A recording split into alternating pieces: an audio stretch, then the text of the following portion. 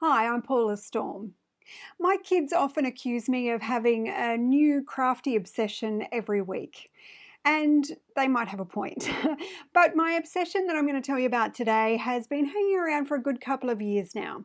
I wanted to talk to you about UV resin and my top 5 tips to help you succeed with UV resin. Let's go craft up a storm.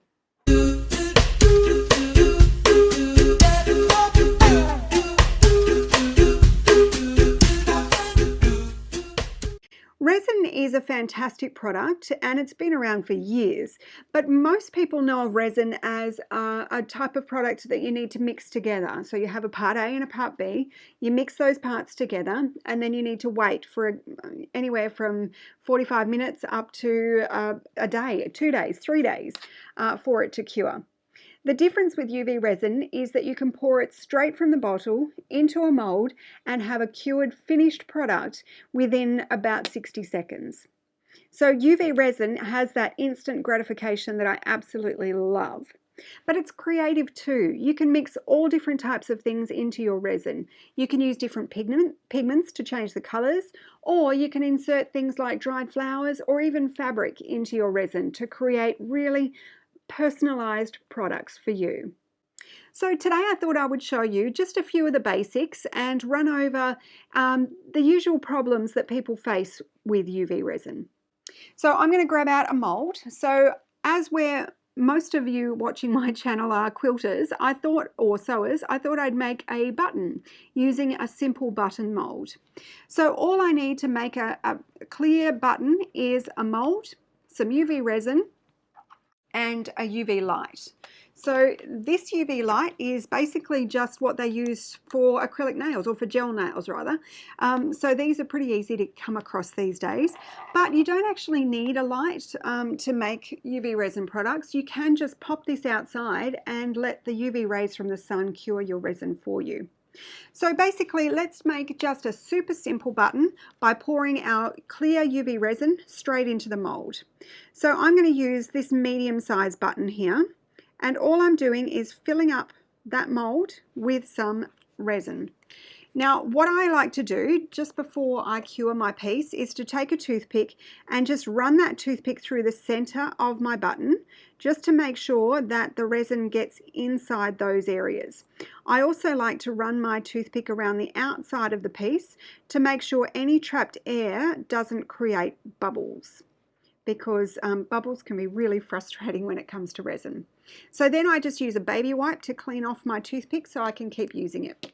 Now, one last thing I want to do before I pop this under the light is grab out just my little, I call it a flamethrower, but this is just a barbecue lighter, and I'm just going to run that over the top of my piece, if I can get it to light. I'm just going to run it over the top of my piece, and what that does is it draws up any leftover bubbles or air that's trapped in there, and it bursts those bubbles for you. So really super easy.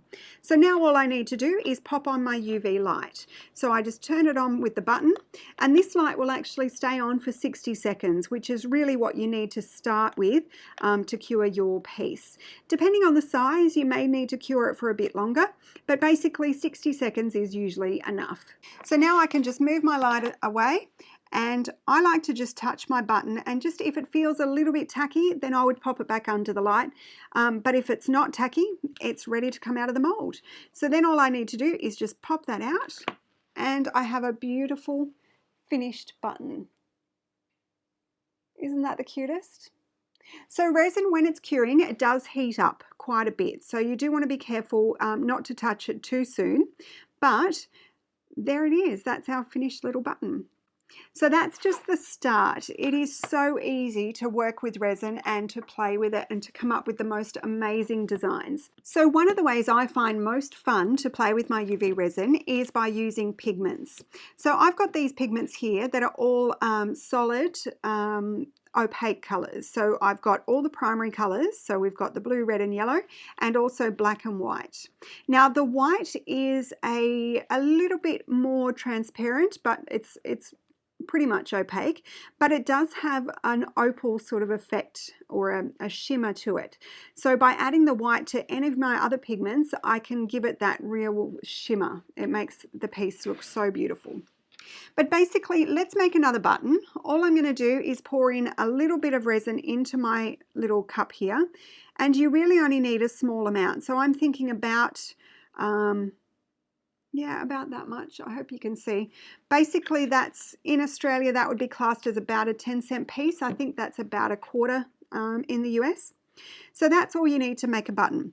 So then I might put in a drop of pigment. So let's make a blue button. All you need is one tiny, tiny little drop.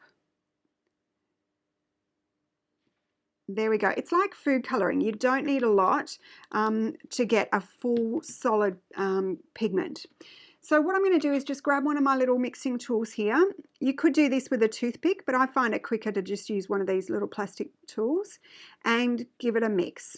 So that one drop of pigment is enough to cover that entire amount of resin. It's really simple. So if you have a look, that's quite a nice solid opaque color there. And I found that if I just pour that straight into my mold, or let's do that. When I pour that straight into my mold, I will get quite a matte effect. So I'm trying to do this so you can see. But basically, I'm just pouring my resin into the mold.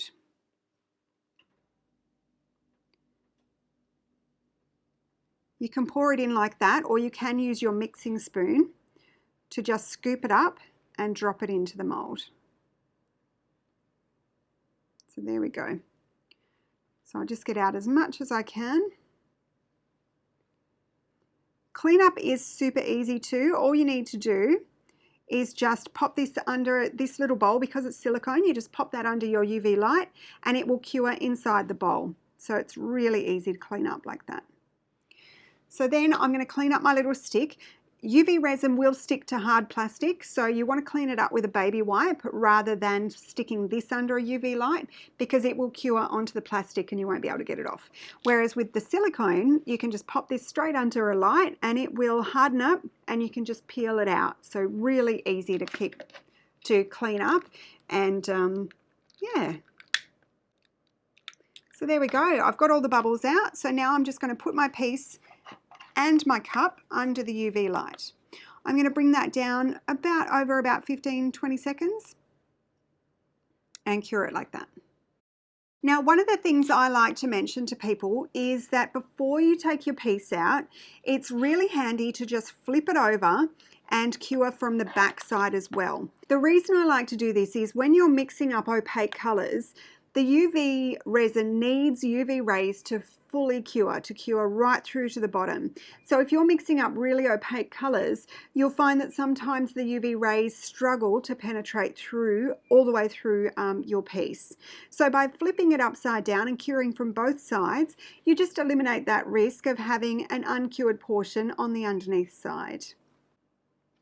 I'm sure that's done now, so I can just turn that off and flip out my little button. Isn't that super cute? So there's my blue opaque button.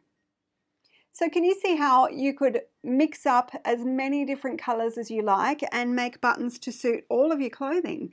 And it literally takes 60 seconds to make a button. Okay. And with our scraps, all I do is just give my cup a little squeeze and I can peel out these pieces.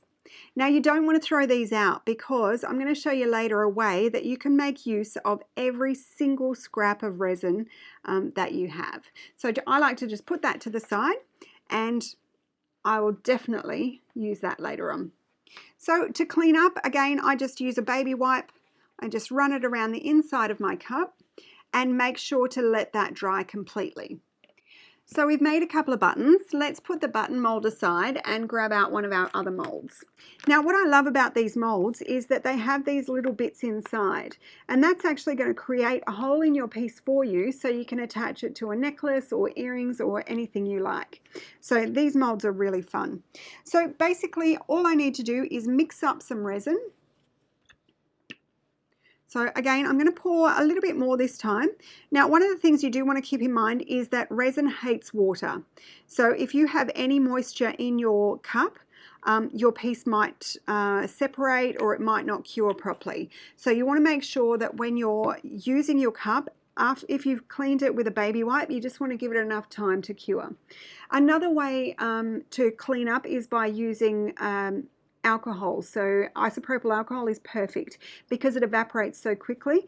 It's a really good thing to use with your resin. So I'm just going to pop in a little bit of my rose red. So this is a little bit of a pinky red, and it's absolutely beautiful. So I've put quite a lot of resin in my cup here. So I've filled it up about a quarter of the way. So I'm going to add quite a bit of my, I'm just going to add 2 or 3 drops of my pigment. So I'm going to give that a stir, and as you can see, when I'm stirring, it creates a bit of a swirled effect, and that can be really pretty, and you can use that to your advantage too by making a piece that has those swirls in it. It can be really effective. But what you can do is you can also mix your pigments. So I really like this pink, but I want it to be a little bit lighter, and I want it to have that pearly effect that I was talking about earlier. So I'm going to use my pearl pigment, which is a crystal white, and I'm just going to put a few more drops in. Now, because as I mentioned, this is a little bit transparent, you do need a bit more of the white than any of the other colors to get that solid opaque color. So I'm going to give that a stir. And as you can see, it's got that really cool marbled effect, which again I could leave, but I want to give it a really good mix and make that a solid pink color. I loved working in layers. You can get some really cool effects by layering your pieces. You can also mix in batches, so you can make matching pendant and earrings as well if you like. So all you need to do to keep this liquid forever is keep it away from UV rays. If it gets to the sun, or you go to a window even and it gets too much light on it, it will start to harden. So if you want to keep this runny to work with, you just need to keep it away from that light. So I'm just going to pour in a little bit, or about 1/3 of the mold. And resin is, or UV resin is also self-leveling, so it will level itself out and flatten on the bottom of the mold. Now I've got quite a bit left here, so I'm actually going to make another shape in my little mold here. So I've got a little heart, so I might make that one and pour it into that one.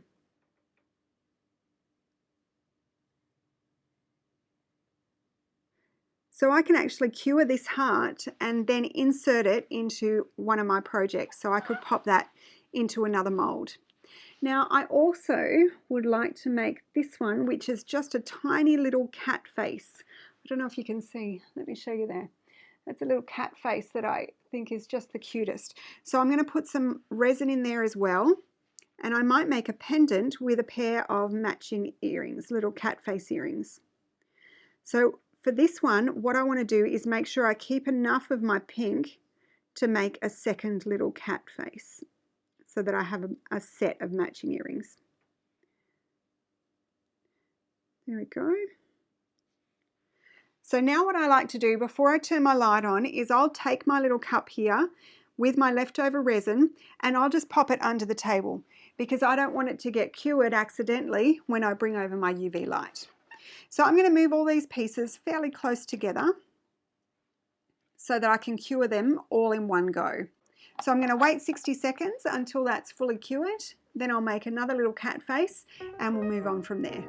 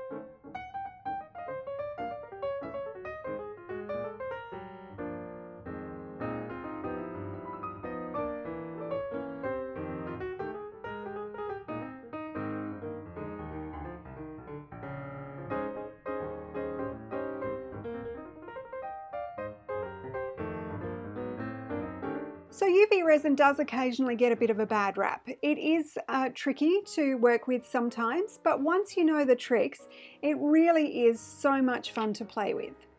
I've got 5 tips that I'd like to share with you today that have made my pieces turn out almost perfect every time. Number 5, use clear silicone molds when you're working with UV resin. So one of the biggest problems I've seen online is people will take out their molds that they use for traditional two-part resin and try and make it work for UV resin. The biggest problem with that is that UV resin needs UV rays to cure. And if the UV rays can't penetrate through that mold, there is no way that your resin is going to cure fully. So by using these clear silicone molds, the UV rays are able to penetrate through from both sides or all sides of the mold, and you'll get a much better cure each time. So I really love this mold. It's little puppy dogs and little puppy faces. And there you go. If I poured UV resin into this mold, the UV rays would really struggle to get into all those little nooks and crannies and all those little details. So unfortunately, that mold is not really going to work with UV resin. If you poured clear resin into there, it would mostly cure, and then you could paint your project. But it really won't work if you use coloured resin or opaque resin. So I really suggest using these clear molds. You will get the best results with those.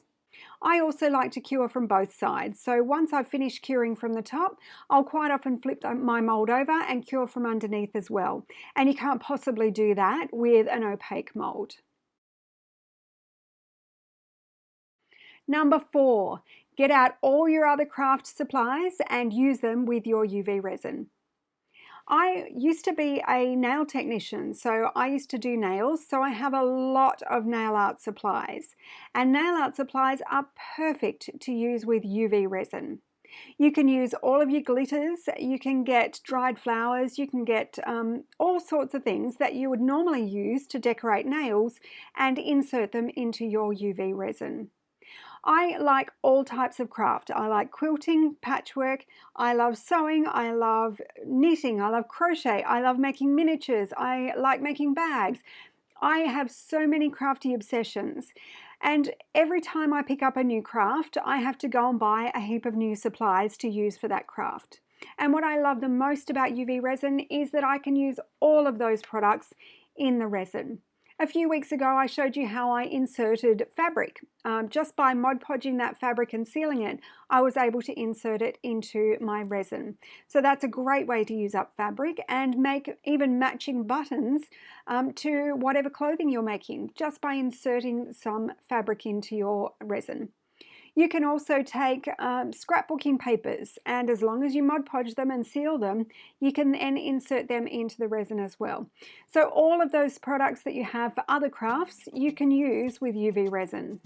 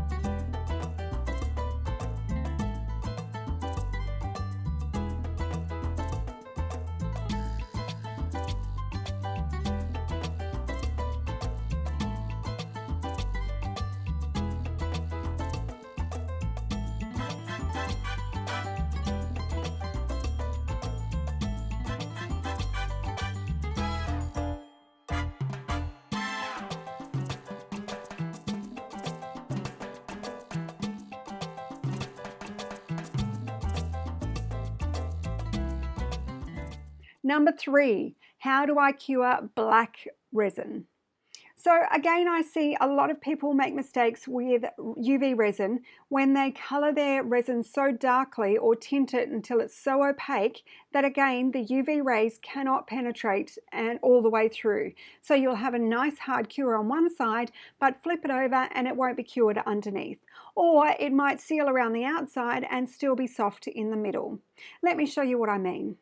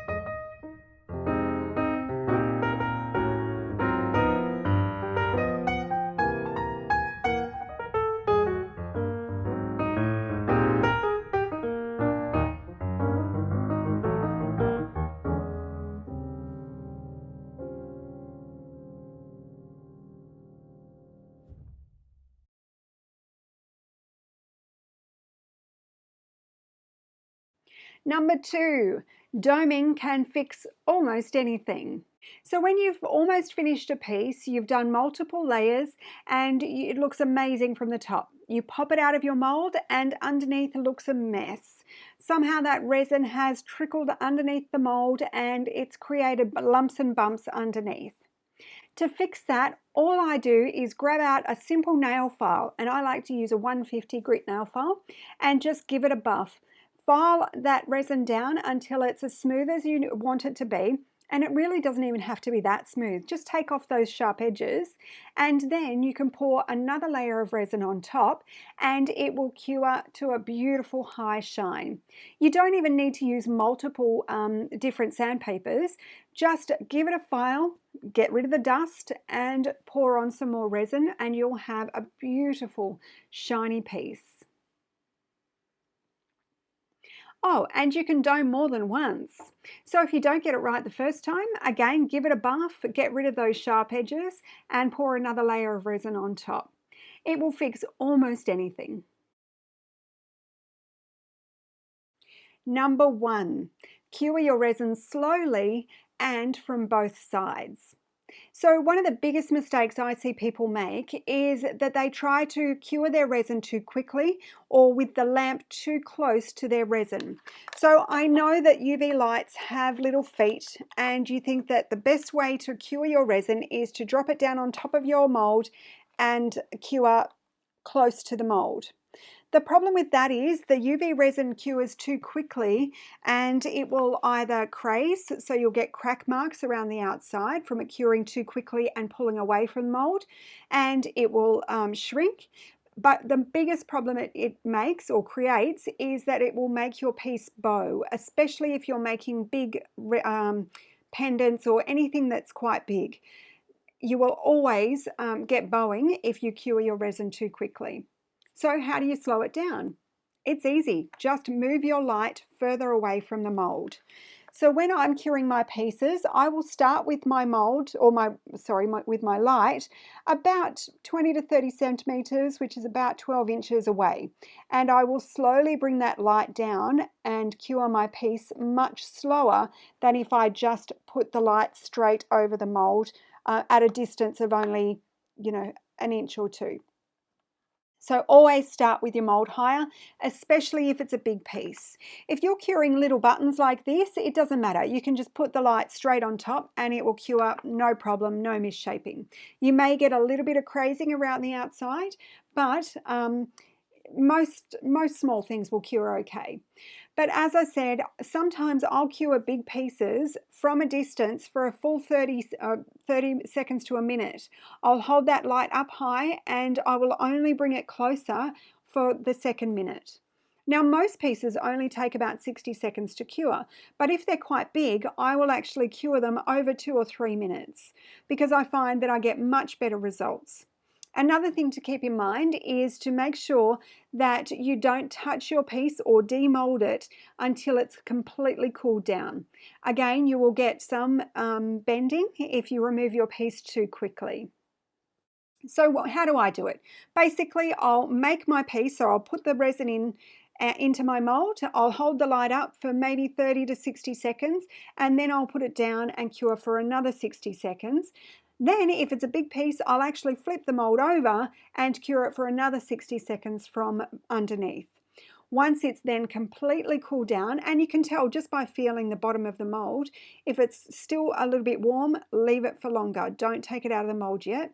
As soon as it's cooled completely, you can then pop it out of your mold and you won't have any bending at all, or very little.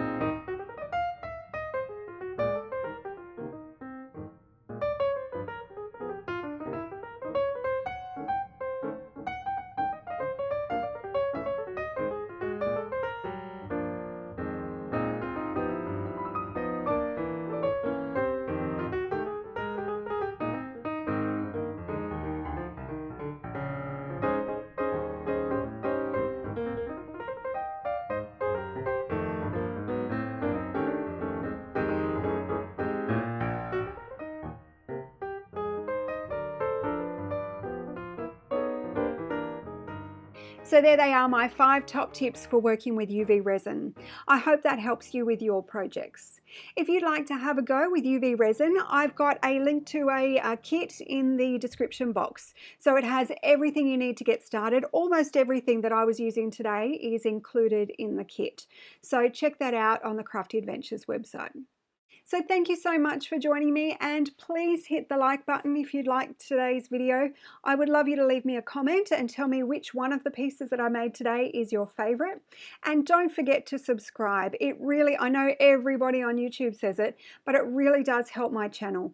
YouTube won't show anyone else my videos unless they think people are enjoying it. So if you hit the like button and comment, then more people get to see my work. So I really appreciate you subscribing, and also don't forget to click the notification bell just so you're advised each time I put out a new video.